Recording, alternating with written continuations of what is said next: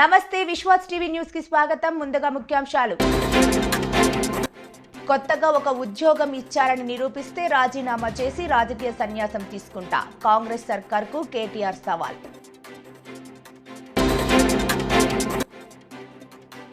మణిపూర్ గవర్నర్గా లక్ష్మణ్ ప్రసాద్ ప్రమాణ స్వీకారం.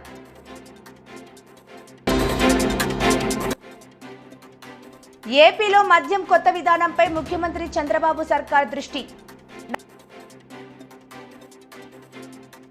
మణిపూర్ గవర్నర్గా లక్ష్మణ్ ప్రసాద్ ఆచార్య ప్రమాణ స్వీకారం చేశారు. మణిపూర్ హైకోర్టు ప్రధాన న్యాయమూర్తి జస్టిస్ సిద్ధార్థం మృధల్ ఆయన చేత ప్రమాణ స్వీకారం చేయించారు. మణిపూర్ రాజధాని ఇంపాల్లోని రాజ్భవన్లో గల దర్బార్ హాల్లో ఈ ప్రమాణ స్వీకార కార్యక్రమం జరిగింది.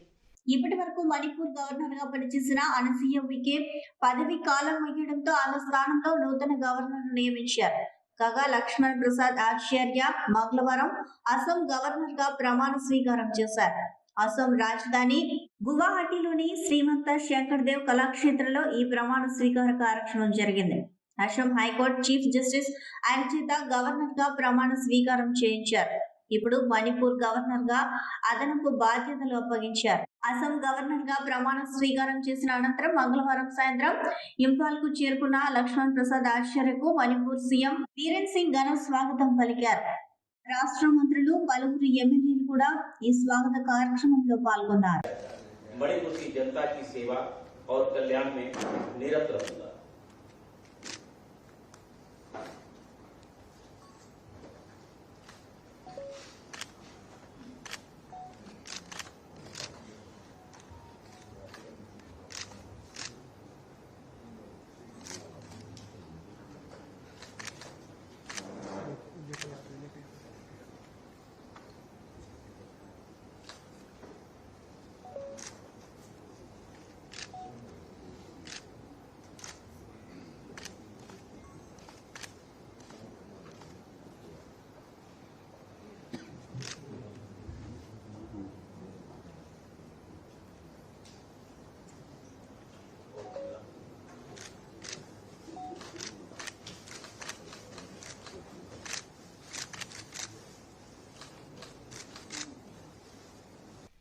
ఈ 8 నెలల కాలంలో కాంగ్రెస్ ప్రభుత్వం కొత్తగా ఒక ఉద్యోగం ఇచ్చారని నిరూపిస్తే తన పదవికి రాజీనామా చేసి రాజకీయ సన్యాసం తీసుకుంటానని CM Revanth Reddy deputy CM బట్టి విక్రమార్కకు సిరిసిల్ల ఎమ్మెల్యే కేటీఆర్ సవాల్ చేశారు. శాసనసభలో ద్రవ వినిమయ బిల్లుపై చర్చ సందర్భంగా ఉద్యోగ నియామకాలపై కేటీఆర్ మాట్లాడారు. అసెంబ్లీ ఎన్నికల సందర్భంగా అశోక్ నగర్ వచ్చారు రాహుల్ గాంధీ. ప్రతి ఏడాది జాబ్ క్యాలెండర్ విడుదల చేస్తామని, ఏడాదిలోపే 2 లక్షల ఉద్యోగాలు భర్తీ చేస్తామని రాహుల్ గాంధీ ట్వీట్ చేశారు. నిజంగా రాహుల్ ట్వీట్ నిర్వాహకం చూసిన తర్వాత గోబెల్స్ బతికి ఉంటే వీళ్ళ దగ్గర ట్యూషన్ నేర్చుకుంటా అని పోతుండే. 30,000 ఉద్యోగాలు ఇచ్చామని బడ్జెట్లో చెప్పారు. నోటిఫికేషన్లు ఎప్పుడు ఇచ్చారు, పరీక్ష ఎప్పుడు జరిగింది, నియామకాలు ఎప్పుడు ఇచ్చారో చెప్పాలని కేటీఆర్ డిమాండ్ చేశారు. ఎన్నికల సమయంలో అశోక్ నగర్ కు ఉస్మానియా యూనివర్సిటీకి పరుగులు పెడుతూ వెళ్లారు. సభ వాయిదా వేయగానే డిప్యూటీ సీఎం బట్టి అవసరమైతే సీఎం రేవంత్ ను కూడా తీసుకువెళ్దాం, ఎలాంటి సెక్యూరిటీ లేకుండా పర్సనల్ గా వెళ్దాం. అశోక్ నగర్ లో ఏ ఒక్క యువకుడు అయినా కాంగ్రెస్ ప్రభుత్వంలో కొత్తగా ఒక ఉద్యోగం వచ్చిందని చెప్పినా అక్కడే నేను రాజీనామా చేసి రాజకీయ సన్యాసం తీసుకుంటాను.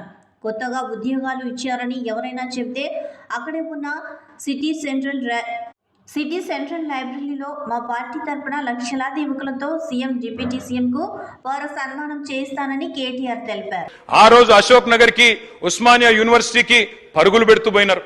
డిప్యూటీ సీఎం గారు నేను అడుగుతా ఉన్నా, అయ్యా డిప్యూటీ సీఎం గారు మీరు నేను హౌస్ అడ్జన్ కాగానే పోదాం అధ్యక్ష, అశోక్ నగర్కి పోదాం, మీ ముఖ్యమంత్రి గారు వస్తానంటే వారిని కూడా తీసుకొని పోదాం, సెక్యూరిటీ లేకుండా పోదాం, మంచిగా పర్సనల్ గా పోదాం, పోయి అక్కడ ఉండే ఏ ఒక్క యువకుడు ఏ ఒక్క యువతి ఏ ఒక్క చెల్లెలు చెప్పినా ఒక్క ఉద్యోగం అన్నా ఈ ప్రభుత్వం ఇచ్చిందని చెప్తే నేను అక్కడనే రాజీనామా చేసి వెళ్ళిపోతాను అధ్యక్ష. ఒక్క ఉద్యోగం రేవంత్ రెడ్డి గారి ప్రభుత్వం కాంగ్రెస్ ప్రభుత్వం వచ్చినాక కొత్తగా ఇచ్చినాము అని ఏ ఒక్క యువతి గాని యువకుడు చెప్పినా నేను అక్కడే రాజీనామా చేసి రాజకీయ సన్యాసం తీసుకుంటా అధ్యక్ష. ఒక్కరు చెప్పినా నేను చెప్తా ఉన్నా అధ్యక్ష, అక్కడే సిటీ సెంట్రల్ లైబ్రరీలో ముఖ్యమంత్రి గారికి ఉప ముఖ్యమంత్రి గారికి మా పార్టీ తరఫున తెలంగాణ యువత తరఫున 1,00,000 మందితో పౌర సన్మానం కూడా పెడతామని చెప్పి నేను చెప్తా ఉన్నా అధ్యక్ష. ఈ రకంగా చెప్తాను. ఏపీలో మద్యం కొత్త విధానంపై ముఖ్యమంత్రి చంద్రబాబు సర్కార్ దృష్టి పెట్టింది. వైసీపీ ప్రభుత్వంలో మద్యం కుంభకోణం జరిగినట్లు గుర్తించిన కూటమి ప్రభుత్వం నూతన మద్యం విధానం అమలు చేయాలని నిర్ణయించింది. ఇప్పటికే లిక్కర్ పాలసీపై ప్రాథమిక ప్రతిపాదనలను ఎక్సైజ్ శాఖ రూపొందించింది. అబ్కారీ శాఖ ప్రతిపాదనలపై బుధవారం ముఖ్యమంత్రి సమీక్ష నిర్వహించనున్నారు. అక్టోబర్ 1 నుంచి నూతన మద్యం విధానం అమల్లోకి తీసుకొచ్చేందుకు ప్రభుత్వం కసరత్తు చేస్తుంది. ప్రస్తుతం మద్యం విధానం సెప్టెంబర్ చివరి నాటికి ముగిసింది. లిక్కర్ బాటిల్స్ కు నకిలీ హోలోగ్రామ్ సీల్ విషయంపై కూడా సమావేశంలో చర్చించారు. కాగా ముఖ్యమంత్రి నారా చంద్రబాబు నాయుడు బుధవారం 2 కీలక శాఖలపై సమీక్ష నిర్వహించారు. ఒకటి పరిశ్రమలు, రెండవది ఎక్సైజ్ శాఖలకు సంబంధించిన సమీక్ష నిర్వహించారు. పరిశ్రమలకు సంబంధించినంత వరకు పెట్టుబడులపై తీసుకోవాల్సిన జాగ్రత్తలపై మంత్రి అధికారులకు దిశానిర్దేశం చేశారు. గత ప్రభుత్వం అసమర్థత విధానం వల్ల ఏపీ నుంచి వెళ్లిపోయిన పరిశ్రమలను తిరిగి రప్పించే అంశంపై కూడా సీఎం చర్చించారు. పారిశ్రామికవేత్తలలో త్వరలో సమావేశం ఏర్పాటు చేసే యోచనలో సీఎం చంద్రబాబు ఉన్నారు. ఈ సమీక్షా సమావేశం ఇవాళ మధ్యాహ్నం 12 గంటలకు జరిగింది. సాయంత్రం 4 గంటలకు కొత్త ఎక్సైజ్ పాలసీ రూపకల్పనపై ముఖ్యమంత్రి చంద్రబాబు సమీక్షించే అవకాశం ఉన్నట్లు సమాచారం. ఇప్పటికే నూతన ఎక్సైజ్ పాలసీ రూపొందించాలని నిర్ణయించిన నేపథ్యంలో దానికి సంబంధించిన పాలసీ ప్రతిపాదనలను ఆ శాఖ సిద్ధం చేస్తుంది. అవన్నీ చంద్రబాబు ముందు ఉంచింది. అక్టోబర్ నాటికి మద్యం కొత్త పాలసీ రూపొందించే యత్నంలో భాగంగా ఈ సమావేశం ప్రాతిపదికంగా జరుగుతున్నట్లు భావించాల్సి ఉంటుంది. పాత విధానంలో ఉన్న లోపాలను సరిచేయడంతో పాటు ప్రైవేట్ మద్యం దుకాణాలకు పర్మిషన్లు ఇవ్వాలా వద్దా అనే అంశంపై చర్చ జరిగింది. మరోవైపు గత ప్రభుత్వ హయాంలో జరిగిన మద్యం హోలోగ్రామ్ స్టిక్కర్ల స్కామ్ పై కూడా ఇవాళ సీఎం చంద్రబాబు చర్చించారు. ఇప్పటికే విజిలెన్స్ అధికారులు దీనికి సంబంధించిన పూర్వపరాలను పరిశీలిస్తున్న నేపథ్యంలో ఆ నివేదికలను తెప్పించుకుని ముఖ్యమంత్రి మద్యం నియంత్రణకు సంబంధించి ప్రజల అవగాహన కలిగించే కార్యక్రమాలు ఎక్కువగా చేపట్టాలని చంద్రబాబు సమీక్షలో నిర్ణయం తీసుకున్నారు. అనకాపల్లి జిల్లా అనకాపల్లి మండలం మారేడుపూడి రెవెన్యూలో గత కొన్నాళ్లుగా ప్రభుత్వ భూమి 3.5 ఎకరాలు కబ్జా చోద్యం చూస్తున్న అధికారులు. అతనొక ఎక్స్ ఎంపీటీసీ, చూడటానికి అమాయక చక్రవర్తిలాగా ఉంటాడు. చేసేవన్నీ భూదందాలు. ఈయన గారి రెవెన్యూలో ఎక్కడ ప్రభుత్వ భూమి కనబడితే అక్కడ ఈయన గారు బోర్డు ఉండాల్సిందే. అనకాపల్లి మండలం మారేడుపూడి రెవెన్యూ సర్వే నంబర్ 205 సుమారు 3.5 ఎకరాల ప్రభుత్వ స్థలాన్ని మింగేసిన చెర్రిపోతుల ధర్మారావు. ఇంత జరుగుతున్న రెవెన్యూ అధికారులు చోద్యం చూస్తున్నారు. ఈ భూముల్లోకి ఎవరు వచ్చినా భయభ్రాంతులకు గురి చేస్తున్నాడు. విలేకరులు వివరణ అడిగితే నరికేస్తానని బెదిరింపు చర్యలకు దిగుతున్నాడు. పార్టీ లేదు, అధికారం లేదు, మరి ఈయన వెనుక ఎవరున్నారని ఇంత దుస్సాహసానికి పాల్పడుతున్నాడు. కొందరు రాజకీయ నాయకులు పేర్లు పాడుకొని వాళ్లకు మచ్చ తెచ్చే పనులు చేయడమే కాకుండా అసభ్య పదజాలంతో బెదిరింపులకు గురి చేస్తున్నాడు. గతంలో ప్రముఖ దినపత్రికలో దీని మీద కథనం వచ్చినా రెవెన్యూ అధికారులు పట్టించుకోలేదు. చెరుపోతుల ధర్మారావు ఈ స్థలంలోకి గతంలో రెవెన్యూ అధికారులు బోర్డులు పాతితే మళ్లీ బోర్డులు తొలగించాడు. అంతేకాకుండా జేసీబీ అడ్డంగా పడుకుండిపోయి సినీ పక్క యాక్టింగ్ చేసేవాడు. ఉన్నతాధికారులు ఇకనైనా ఈ 205 సర్వే నెంబర్లో ఉన్న ప్రభుత్వ భూమిని కబ్జా కోరల నుండి కాపాడి తిరిగి స్వాధీనం చేసుకోవాలని, మరెవరూ ఇలాంటి చర్యలకు పాల్పడకుండా కఠిన చర్యలు తీసుకోవాలని గ్రామస్తులు కోరుకుంటున్నారు. ఓలా సర్వీస్ పాయింట్లు లేక ఇబ్బందులు పడుతున్న కస్టమర్లు. ఆధునిక ప్రపంచంలో పెట్రోల్ రేట్లు పెరగడంతో ఎలక్ట్రికల్ బైక్లు, మోపెడ్లపై మోజు పడుతున్న ప్రజలకు ఎన్నో రకాల ఎలక్ట్రికల్ మోపెడ్లు కస్టమర్లను ఆకర్షిస్తున్న నేపథ్యంలో ఓలా కంపెనీ ఎలక్ట్రికల్ మోపెడ్లను ప్రజలు ఎక్కువగా కొనుగోలు చేస్తున్న నేపథ్యంలో సరైన సర్వీస్ చేయటం లేదని, సర్వీసింగ్ సెంటర్లు లేవని, సరైన రెస్పాన్స్ ఇవ్వడం లేదని, ఛార్జింగ్ పాయింట్ కూడా లేవని, ఇలా అయితే ఎలా అని రోజుల తరబడి మమ్మల్ని ఇబ్బందులు గురి చేస్తున్నారని కస్టమర్లు ఆందోళన వ్యక్తం చేస్తున్నారు. మోపెడ్ కొనుగోలు చేసేటప్పుడు ఎన్నో కబుర్లు చెప్పి అన్ని సౌకర్యాలు సర్వీసులు ఉంటుందని చెప్పి తీరా చూస్తే మిమ్మల్ని కనీసం పట్టించుకోవడం లేదని, వందల కిలోమీటర్ల దూరం నుంచి ఇక్కడికి రావడం జరుగుతుందని, ఈ మధ్యలో ఇక్కడ సర్వీస్ పాయింట్ కానీ ఛార్జింగ్ పాయింట్ కానీ లేదని కాకినాడకు చెందిన సందీప్ ప్రసాద్, ధర్మవరానికి చెందిన ప్రసన్న కుమార్, కోరుకొండకు చెందిన వీరబాబులు ఆందోళన వ్యక్తం చేస్తున్నారు. సర్వీస్ మేనేజర్ సయ్యద్ బసీరుద్దీన్ మాట్లాడుతూ ఓలా కంపెనీకి సంబంధించి కాకినాడలోనే సర్వీస్ పాయింట్ ఉందని, వేరే దగ్గర ఇంకా పెట్టలేదని, ఒకటే సర్వీస్ పాయింట్ ఉండడం వల్ల ఇబ్బందులు ఉన్నాయని, స్టాఫ్ తక్కువగా ఉండడం వల్ల కస్టమర్లకు ఇబ్బందులు ఉండడం వాస్తవమేనని తెలిపారు. ఇబ్బందులు తొలగించేందుకు పైవారికి తెలియజేశామని ఆయన తెలిపారు. నేను బైక్ తీసుకుని 3 months అవుతుంది. ఓలా S1 ఎయిర్ తీసుకున్నామండి. ఈ బండి తీసుకున్న 3 monthsలోని 4 times బండి ఆగిపోయింది. 4 times బండి ఆగిపోయింది. ఫస్ట్ టైం వచ్చి ఎలక్ట్రికల్ ప్రాబ్లం అన్నారు. అది రెక్టిఫై చేయడానికి 3 days 4 days టైం పట్టింది. నెక్స్ట్ టైం వచ్చి స్క్రీన్ ప్రాబ్లం వచ్చింది, అది 4 days పట్టింది. ఇప్పుడు మోటార్ ప్రాబ్లం చెప్తున్నారు. మోటార్ కోసం ఇప్పుడు 10 days అయ్యింది. ఇప్పుడు వచ్చి దానికి ప్రాబ్లం ఇప్పుడు తెలియలేదు, సాల్వ్ అవ్వలేదు. నెక్స్ట్ వచ్చి సర్వీస్ మేనేజర్ కూడా ఎవరు రెస్పాండ్ అవ్వడం లేదు. ఇక సేల్స్ మ్యాన్ కూడా అవ్వడం లేదు. అందరూ ఫోన్లు లిఫ్ట్ చేయడం లేదు. సర్వీస్ మేనేజర్కి వచ్చి అడుగుతుందేమో సర్వీస్ మేనేజర్ అసలు రెస్పాండ్ అవ్వట్లేదు, నేను బిజీగా ఉన్నాను, ఫోన్ లిఫ్ట్ చేయని చెప్పారు. ఆయన డైరెక్ట్ చెప్తున్నాడు. ఏమంటే కస్టమర్ కేర్తో మీరు మాట్లాడుకోండి, మీరు కొన్నప్పుడు మీకు చెప్తాం కదా అని. నేను కొన్నప్పుడైతే నాకు ఏ కస్టమర్ కేర్తో మాట్లాడాలని చెప్పలేదు. సర్వీస్ పాయింట్ ఇక్కడే ఉంటుందండి, సర్వీసింగ్ ఇక్కడే చేస్తా ఉంది. ఏ ప్రాబ్లం వచ్చేసరి ఇప్పటికి వచ్చి ప్రాబ్లం క్లియర్ అవ్వట్లేదు. ఇక్కడ మినిమం ఇక్కడ వచ్చి 1000 bikes ఏవో తిరుగుతున్నాయండి. ఇక్కడ సర్వీసింగ్ పాయింట్ మాత్రం ఒకటే ఉందండి. ఇక్కడ ఒకటే ఉండడం వల్ల ఈ బైక్స్ అన్ని కూడా చూడండి, మొత్తం బైక్స్ అన్ని కూడా మొత్తం బ్రేక్ డౌన్ బైక్స్ ఉన్నాయి. ఒక 40+ bikes దాకా ఉన్నాయి. నేను ఆల్రెడీ కస్టమర్ కేర్ చాలాసార్లు కంప్లీట్ చేశాను. ఇప్పుడు వచ్చి ఎవరు రెస్పాండ్ అవ్వడం లేదు. నేను ఆల్రెడీ వీడియోస్ కూడా తీశాను, ఆల్రెడీ మెసేజ్ కూడా పెట్టాను వాళ్ళకి. నేను బైక్ ఎప్పుడు తీసుకున్నాను అన్నీ పెట్టాను కూడా, వాళ్ళు ఎవరు కూడా రెస్పాండ్ అవ్వడం లేదు. ఇప్పుడు నాకు ప్రజెంట్ ఏంటంటే నా బండి రిటర్న్ తీసుకోమని చెప్తున్నారండి. ఇన్ని కంప్లైంట్ వస్తే నేనైతే దాన్ని చేయలేండి. నేను ఇప్పుడు నాకు 25,000 లాస్ అయిపోయింది. ఇప్పుడు వచ్చి నేను నా బండి అయితే వాపస్ తీసుకున్నా, బండి రిటర్న్ చేసామని చెప్పండి. నా పేరు సందీప్ అండి, అది కాకినాడ. నా పేరు ప్రసన్న కుమార్ అండి, ధర్మవరం మాది, ప్రతిపాడు మండలం. ఓలా బైక్ కొని నేను 1 year 3 months అవుతుందండి. అయితే సర్వీస్ సెంటర్ ఇక్కడికి మా ఊరికి కాకినాడ రావాలంటే 45 kilometers అండి. దగ్గరలో సర్వీస్ సెంటర్ అనేది ఎక్కడ లేదండి. అండ్ ఛార్జింగ్ పాయింట్లు కూడా ఎక్కడ లేవండి. ఛార్జింగ్ పాయింట్లు మీకు నియర్లీ దగ్గరలో వచ్చేస్తాయని చెప్పారండి బండి తీసుకునే ముందు. ఛార్జింగ్ పాయింట్లోనే రాలేదు. సర్వీస్ సెంటర్ అనేది వేరే దిక్కుని పెట్టి ఎక్స్టెండ్ చేస్తే కనుక మా సర్వీస్ చేసుకోవడానికి ప్రాబ్లమ్స్ అనేవి క్లియర్ అవుతుంది. లేదంటే సర్వీస్ అని చెప్పేసి బండి తెస్తుంటే మార్నింగ్ 9:30కి బండి ఇవ్వాలన్నారండి. ఇక్కడ చూస్తే మేము వచ్చేసరికి 20 బళ్ళు 30 బళ్ళు ఉంటున్నాయండి. టెక్నీషియన్స్ అమ్మ ఇద్దరే ఉంటున్నారు. వాళ్ళమ్మ మేము చేయలేమంటున్నారండి. దానికి ప్రాబ్లమ్స్ సాల్వ్ చేస్తారని చెప్పేసి అడుగుతున్నాం. పేమెంట్ చేశానండి. అది పేమెంట్ చేశాక ఇక్కడ వీళ్ళందరూ రివ్యూస్ చూస్తుంటే ఇది పట్టుకెళ్ళాలా లేదా అన్న టైంలో నేను ఉండిపోయాను. తీరా తీసుకున్నాను. మరి దాన్ని బట్టి సర్వీసింగ్ సెంటర్లో మెయిన్ ప్రాబ్లం, ఒకే అతను కనబడుతున్నాడు సర్వీస్ చేసేవాడు. ఇలా అయితే చాలా కష్టం తీసుకోవడం. మొత్తం చాలామంది ఆన్లైన్లో కూర్చొని బయట అన్ని బైక్స్ ఉన్నాయి, అవి ఏంటో అర్థం అవ్వట్లేదు.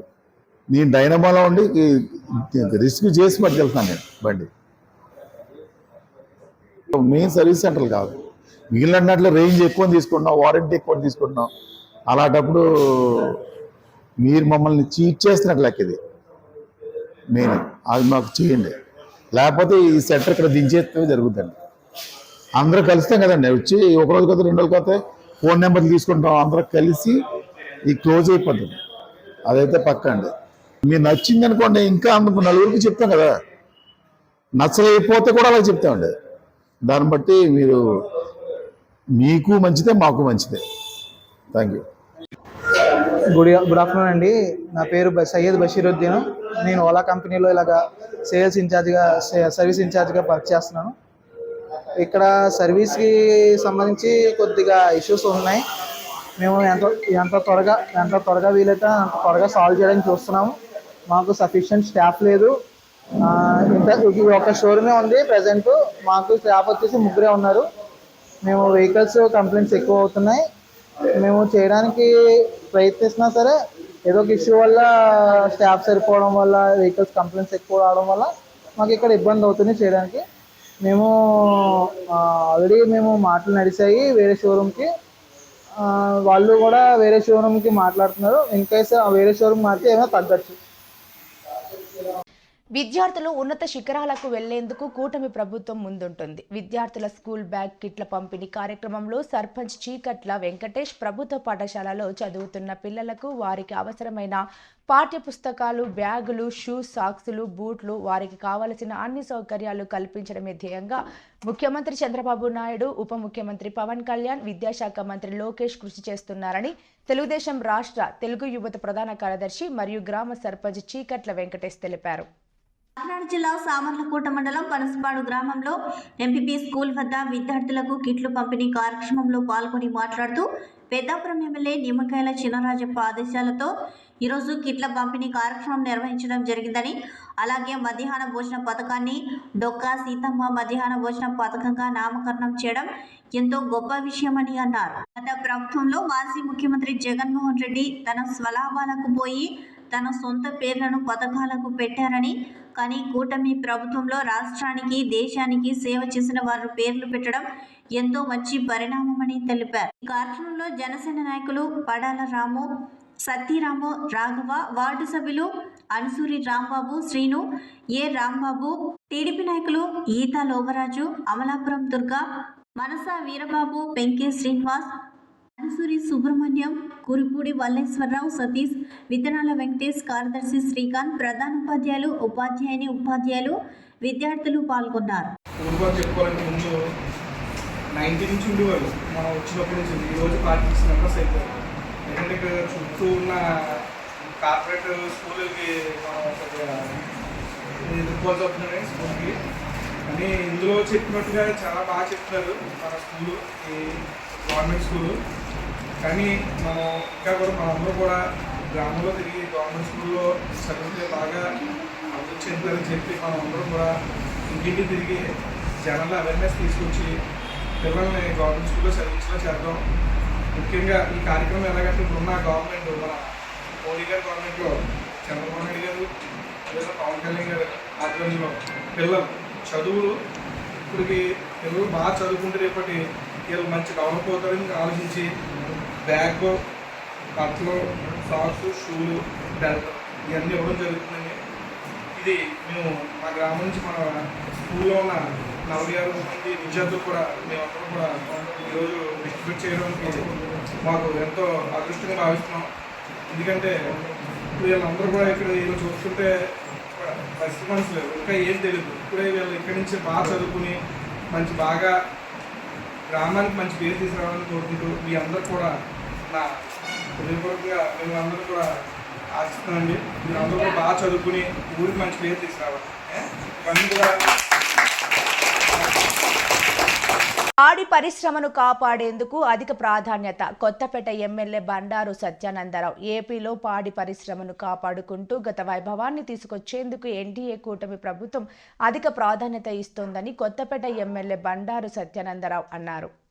రావులపాలెం మండలం ఓబలంక శివారు తోకలంక పశు పోషక రైతులకు 2 టన్నుల పశువుల దానా, సీజనల్ వ్యాధులు సోకకుండా ఉండే మందులను డాక్టర్ బిఆర్ అంబేద్కర్ కోనసీమ జిల్లా కొత్తపేట నియోజకవర్గ పరిధిలోని ఆలమూరు మండలం మూలస్థాన అగ్రహారం పశు వైద్యశాల వద్ద పశు సంవర్ధక శాఖ జేడీకే వెంకటేశ్వరరావుతో కలిసి రైతులకు అందజేశారు. ఈ సందర్భంగా జరిగిన కార్యక్రమంలో ఎమ్మెల్యే బండారు మాట్లాడుతూ లంక ప్రాంతాలను ఇటీవల గోదావరికి వచ్చిన వరదలకు పశువులు మేత పాడైందని సమస్యను రైతుల స్థానిక నాయకుల ద్వారా తన వద్దకు తీసుకురావడంతో జిల్లా పశు సంవర్ధక శాఖ అధికారులతో చర్చించి తోకలంక రైతులకు పశువుల దానాను ఏర్పాటు చేసినట్లు తెలిపారు. అలాగే కొత్తపేట నియోజకవర్గంలో వరద ప్రభావిత ప్రాంతాలు పశు పోషక రైతులకు పశువుల దానాను ఏర్పాటు చేస్తున్నట్లు ఎమ్మెల్యే వెల్లడించారు. కార్యక్రమంలో రావులపాలెం ఏవిహెచ్ ఏడీఎస్ మహేశ్వరరెడ్డి, పశు వైద్యులు ఎం సోమేశ్వరరావు, వి వరలక్ష్మి, సర్పంచ్ లంకా వరప్రసాద్, అలాది జయప్రకాష్, నారాయణ, గానుగల చిన్న, సూరపురెడ్డి సత్య, తోరాటి అర్జున్రావు, తోట మూలస్వామి, దొంగ భాస్కర్రావు, పెదపూడి సోమేశ్వరరావు, ఆకుల సత్యనారాయణ, పలువురు రైతులు నాయకులు పాల్గొన్నారు. వాటికి సంబంధించిన ఏదైనా మెడిసిన్స్ అవి వాటి మీద ఈ కార్యక్రమం ద్వారా ఇక్కడ అందరూ కలుసుకోవడం. ఈ సందర్భంగా జేడీ గారు చెప్పారు, ఏ విధంగా మొన్న నేను అసెంబ్లీలో ఉన్నప్పుడు కూడా పడతారని అంటే వెంటనే కలెక్టర్ గారితో మాట్లాడటం జరిగింది. కలెక్టర్ గారు కూడా వెంటనే స్పందించి వారు కూడా మరి ఆర్డర్ పెట్టడం, ఇప్పుడు ఈ రోజున ఇక్కడ పంపిణీ చేయడానికి టీఎంఆర్ అందివ్వడం జరుగుతుంది. అదేవిధంగా ఓబలంక తోకలంకి సంబంధించి ఈ రోజు ఇక్కడ పంపిణీ జరుగుతుంది. ఒక మోనస్థానం ముప్పు ప్రాంతాల్లో ఉన్న ప్రజానికానికి ఇక్కడ అందివ్వడం జరిగింది. 3,000 రూపాయలు కూడా ఇలా నష్టపరిహారం ఇక్కడ ఉంటే 3,000 రూపాయలు నగదు కూడా అందివ్వడం జరిగింది. మళ్ళీ ఇప్పుడు ఈ పశువులకు సంబంధించి కార్యక్రమాలు కూడా చేపట్టడం జరిగింది. అదేవిధంగా ఏమైనా డ్యామేజెస్ ఉంటాయి, ప్రధానంగా తోకలంకలోకి వెళ్ళేటప్పుడు అది కాజ్వే అది పొట్టుపోయిందని చెప్పారు, వీడియోలు కూడా పెట్టారు. నేను అసెంబ్లీ ఉండగా వర్షాలకి. వార్తలు ముగించే ముందు ముఖ్యాంశాలు మరోసారి. కొత్తగా ఒక ఉద్యోగం ఇచ్చారని నిరూపిస్తే రాజీనామా చేసి రాజకీయ సన్యాసం తీసుకుంటా. కాంగ్రెస్ సర్కార్కు కేటీఆర్ సవాల్.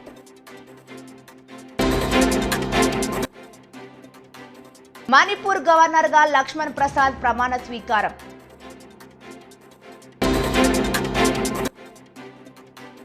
ఏపీలో మద్యం కొత్త విధానంపై ముఖ్యమంత్రి చంద్రబాబు సర్కార్ దృష్టి. ఈ వార్తలు ఇంతటితో సమాప్తం. నమస్కారం.